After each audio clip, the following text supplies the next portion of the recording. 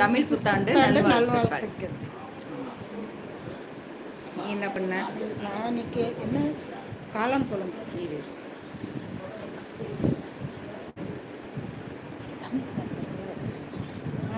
ம்?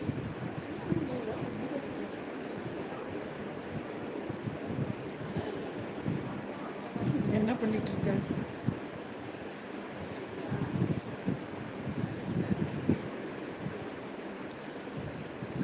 தமிழ் புத்தாண்டுக்கு இன்னைக்கெல்லாம் கோயிலுக்கு போயிட்டு வந்துட்டு ரொம்ப விசேஷமாக இருந்தது. எந்த கோயிலுக்கு போயிருந்தேன்? அங்கே ஒரு முனியப்பன் கோயிலுக்கு போயிட்டு வந்தோம். எப்படி வச்சு கூட்டமாக இருந்துச்சா? நல்லா இருந்தது. சவுண்டு கேட்கணுமா? கேட்கணும்.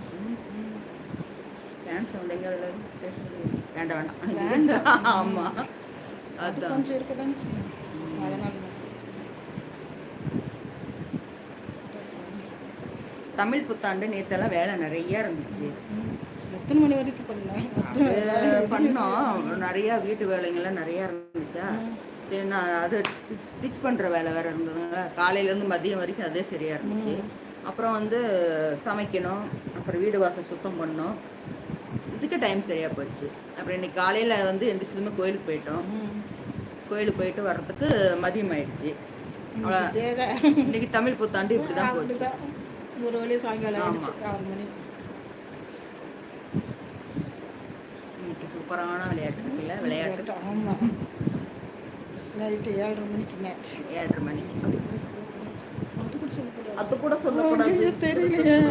இது நம்ம இப்படி சொல்றதுலயே அதில் கண்டிப்பா அதான். அதனால இப்படி இது பண்ணுவோம். இன்னும் கொஞ்சம் வந்துடுறேன் தள்ளி உட்காந்து.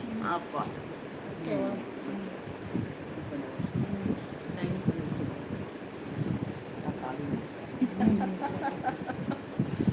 இப்படி 2 பேரும் கேமரா சொல்லிட்டு அத்த மாட்டேங்குதுல்ல? ஆமாம், இல்லை வரும்.